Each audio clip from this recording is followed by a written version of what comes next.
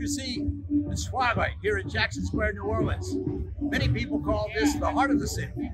This is the heart of the city that I believe that Christ's heart is broken by this particular part of the city. New Orleans is once a beautiful city with tree-lined streets and developed homes, food, music. Hospitality is a way of life. But there's also a dark side. There's all sorts of the occult that happens here. This city has a history of the occult. Much of its revenue is even derived by the occult. And all these things go on here. You can go right down the street to that restaurant right there and have a seance. Soothsayers, fortune tellers, tarot card readers, voodoo bone readers, they're all here, all sorts of spiritual perversity. But I believe that they're caused by territorial spirits over this place. And I believe I have learned what those territorial spirits are. But first, let's take a look at New Orleans history.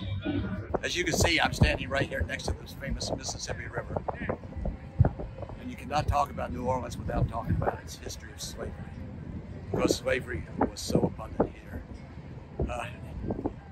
People were kidnapped in Africa and brought here. Even when the northern states came against slavery and outlawed it, they were brought here to work on the plantations, which are just upriver from where I'm standing now, just beyond that steamboat.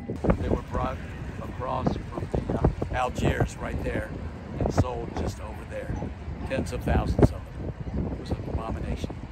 Behind me is 1140 Royal Street in the French Quarter here in New Orleans. It's the first stop on many of the ghost tours that go through the French Quarter.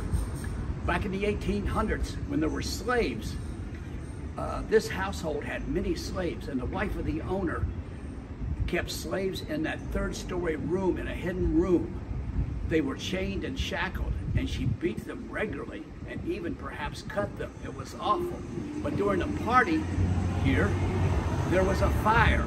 We think it might have been set by one of the cooks who wanted to draw attention. And the fire caused all those doors to be opened. They discovered the slaves and they rescued them. I'm standing at 1020 St. Anne Street, right in front of the home of one of the most famous people ever to live in New Orleans, Marie Laveau, the voodoo queen. Came from the Caribbean, was widely accepted into society, had 15 children, and is still revered. And not only do a lot of people come to pass this house, they go to see her grave, one of the biggest tourist attractions in all of New Orleans. But she represented voodoo, an evil culture that's still going on right here in New Orleans. We're here today in front of the home of Anne Rice, a famous person who was born in New Orleans and everybody knows as the vampire queen. She actually wrote The Queen of the Vampires and all the Vampire Chronicles. Interview with a vampire, of course.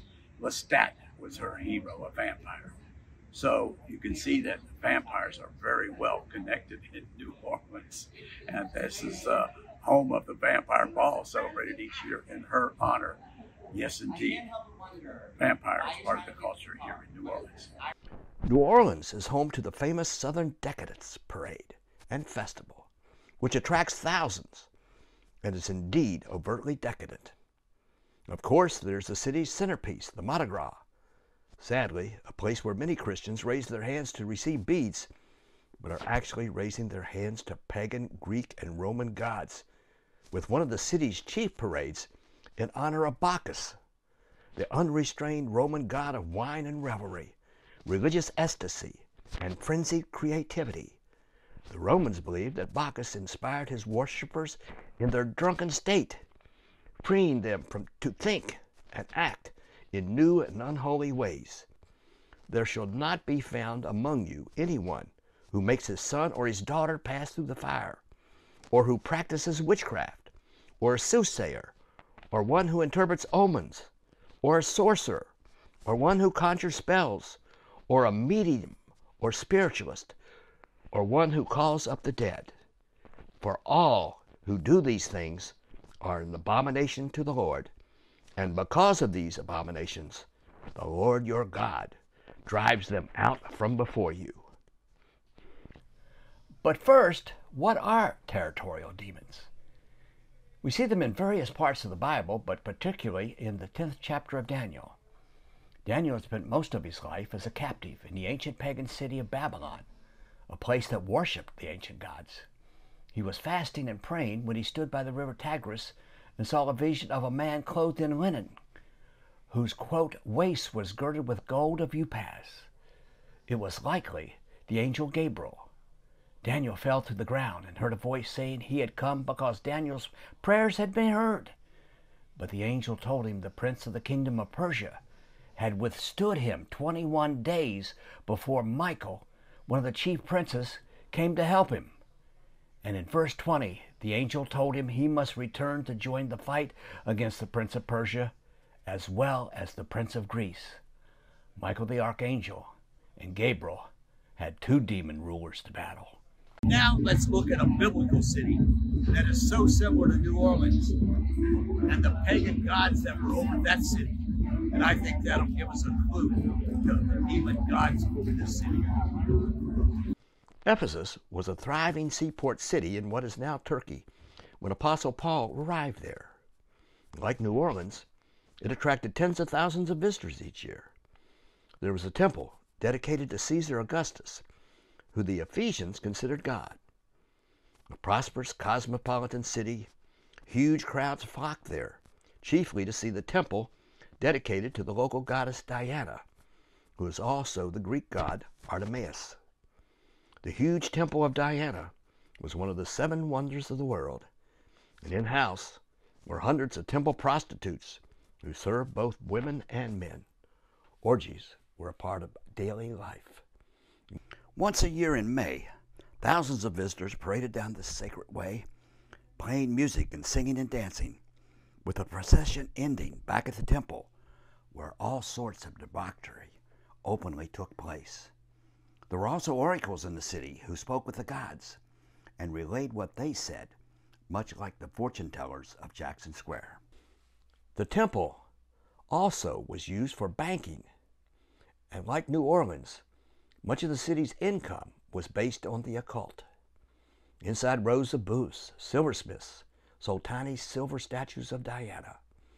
And when Paul worked many miracles, including using a handkerchief to heal the sick and win many to Christ, Demetrius, the silversmith leader, became upset because they were selling fewer statues. He started a riot. They dragged Paul's friends into the stadium, where the city's governor, Alexandra, came to their defense, and they were released. In Acts 19:35, Alexandra said, quote, "Doesn't all the world know that the city of Ephesus is the guardian of the temple of the great Diana and of her image, which fell from Jupiter?" The Jewish Alexandra was correct. Jupiter is the god of the sky and the king of the Roman gods that included Zeus, the mother of Artemis. The image Alexandra spoke of did indeed fall from heaven. Actually, all the ancient little g gods and goddesses were the sons and daughters of the Nephilim of Genesis 6. Nephilim means fallen ones.